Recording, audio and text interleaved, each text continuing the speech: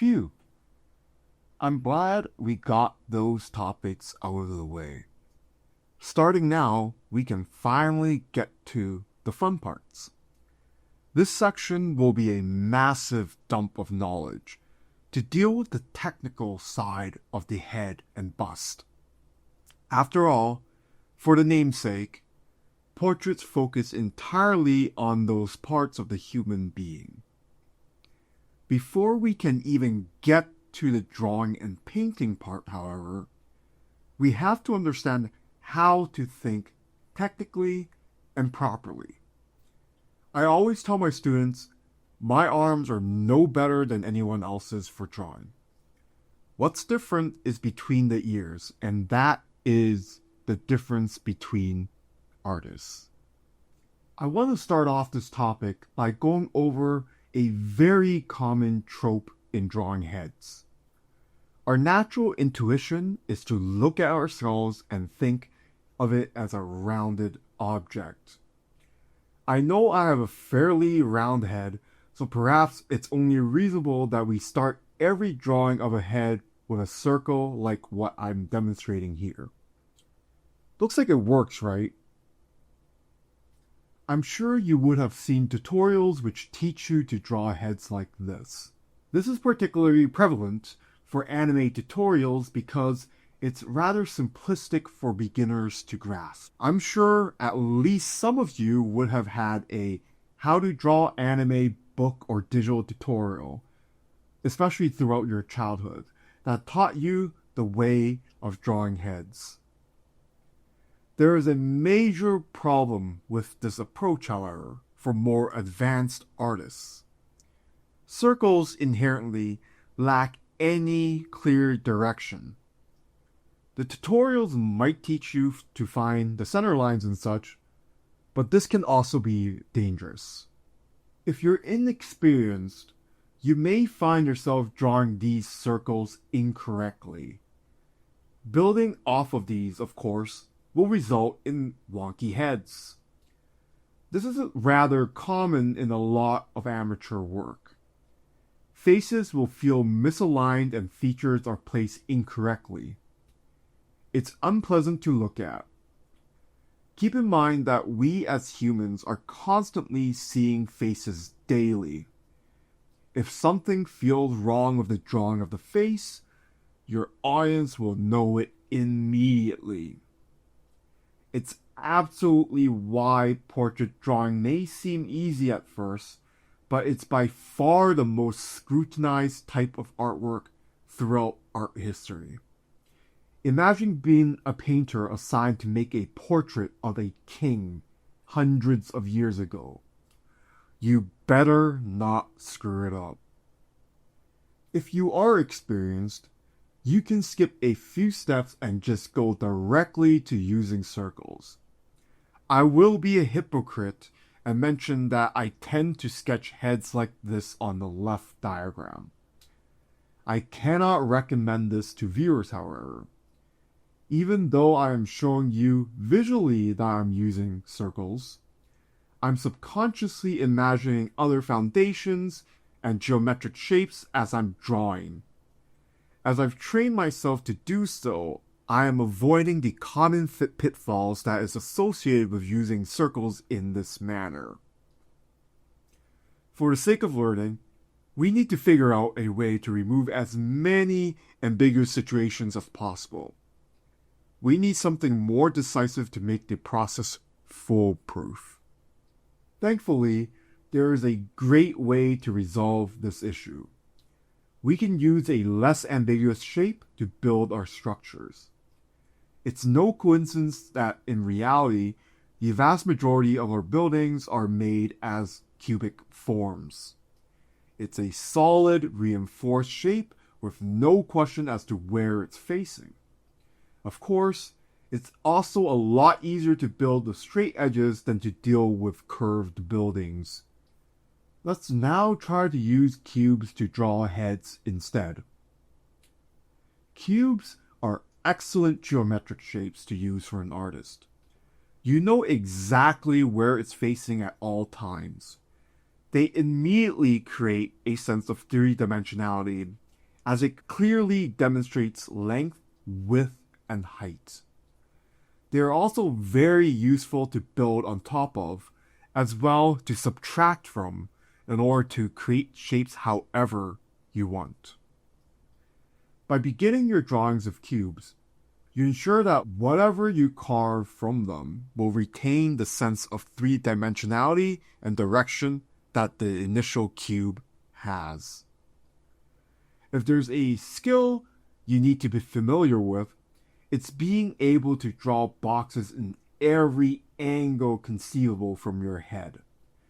This isn't going to be an official exercise for this, but consider drawing boxes like what I'm showing you here for practice every so often. Vary their sizes and draw them in different perspectives. It's a great warm-up that I still do myself before getting into my main work. I will be aging myself here, but it's akin to the days of old video games when its technology limited the number of polygons you can have on the characters. From a technical standpoint, this resolves the issues that a circular foundation could cause. However, if we're too basic with it, like what this diagram is clearly exaggerating, it will lack all the appeal of a human being. This isn't very aesthetically pleasing and rather robotic, and we already know from previous lectures we want to avoid that robotic and canny valley feeling for our portraits. Yes, I'm fully aware there are people who look very square, but that's an exception rather than a norm. We want to build from this foundation we've created into something more appealing for our audience to look at. To start, we should probably carve this in such a way that makes it feel more human. We can think of ourselves as marble sculptors starting with a cubic slab. Bear in mind everything I'm doing will align with the initial direction of the slabs we've established. This ensures our head stays volumetric and facing in the direction that we started with. As you may have suspected, you can carve into it as much as you desire to get the result of what you want. You may also add shapes onto it in order to mold it. This is the beauty of simplifying your structures into geometric shapes. The possibilities are endless. If you want a good starting point, I recommend keeping your carved head to something of a rounded cube. It's an easy way to stay within the cubic structure we started with while avoiding the problem of being too on the nose with the geometric shapes. If you want to go back to using a sphere to depict the rounded nature of our skulls, we could do so by using Andrew Loomis's method.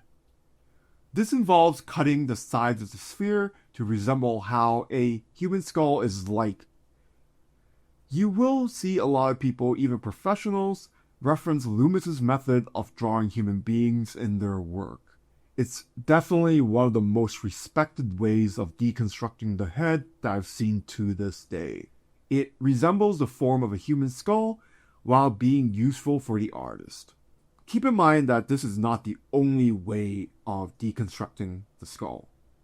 In fact, once you've mastered geometric shapes, you can create your own recipes more fitting for the style you're looking to do. Loomis's method is just one of the many ways you can construct a head. In the previous sections, I've mentioned my disdain for step-by-step formulas, but I will indulge those who might be interested in using them. I'll give you some of the common tried and true formulas. I'm sure many of you are very much into anime heads or at least influenced by them. Even though this class is for fantasy portraits in general, a large part of my style borrows from anime. A main feature of anime heads is that they have a heart-like structure. They converge to a pointy chin, coincidentally on the center line that you can establish with the cubic structure. Going back to the idea of carving the cubes into something more appealing, we can do this for anime.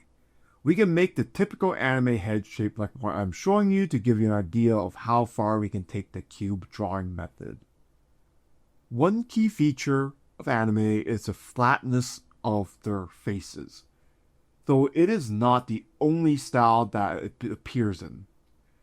This is fairly deliberate, as it creates a sense of youth in their characters. Drawing all the articulations on the faces, such as wrinkles, will often age them. So for all the planes and angles we create with our geometric shapes, anime will simply simplify them to hide, as well as they could lower the number of articulations it portrays. If this looks familiar, it's because it's a very common tactic for magazine covers. To make a celebrity look more youthful, they will have a strong frontal lighting to flatten the face enough to hide wrinkles. Of course, a bit of photoshopping helps quite a bit as well. We can take this tactic for aesthetically pleasing faces for our portraits.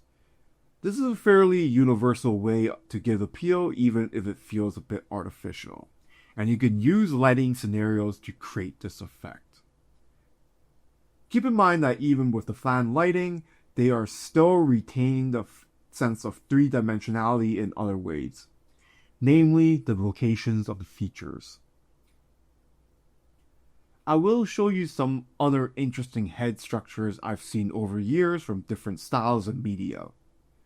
Obviously, this is a biased selection of stuff I like, but you can tell just how far geometric shapes can get you.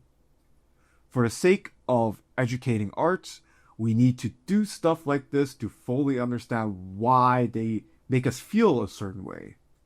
Try reverse engineering your favorite characters in media like this, and you'll learn quite a bit. You get bonus points if you recognize where these heads come from. Okay, we've gotten the approach in which we should tackle the complex shapes like the head by simplifying into geometric shapes. We should probably slow down a bit and take a dive into human anatomy in order to ensure that what we're doing with geometric shapes adheres to actual reality rather than just simply making stuff up. We first need to have a look at the human skull for reference. Obviously, underlying all our skin and muscles is going to be the bone structure.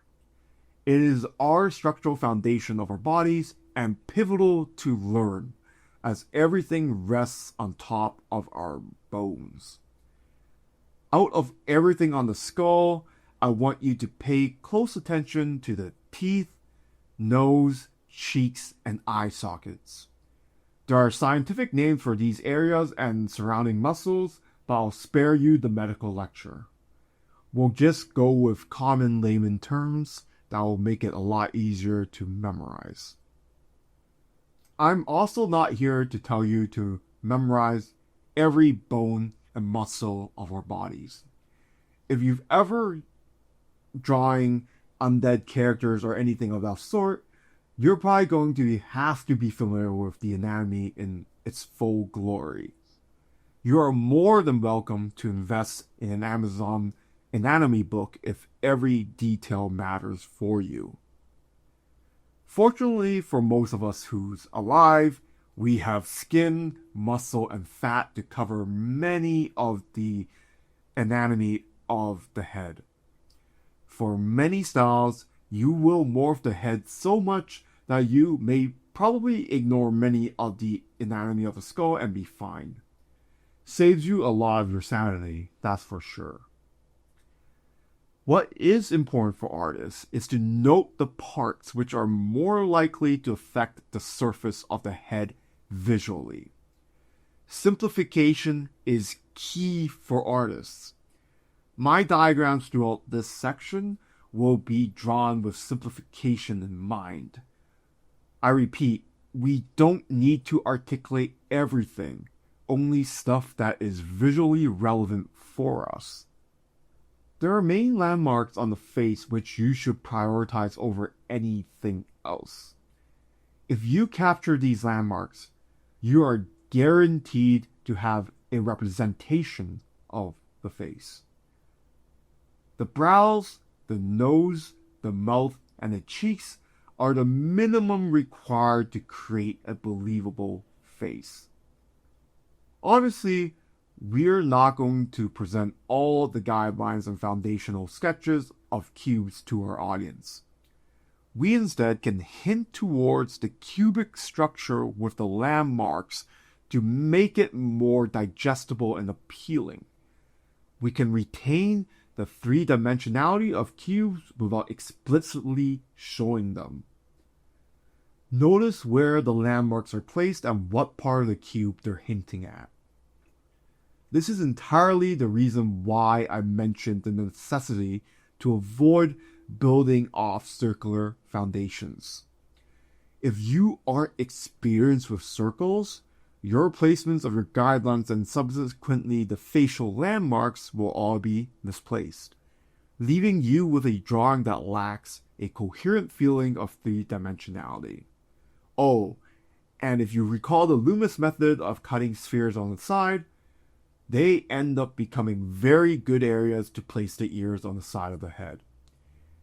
It's another great landmark to have in context of the whole head. But given a lot of hairstyles cover the ears, I tend to put it at lower priority. You should be aware at all times where these features lie, even if things like hair covers them though.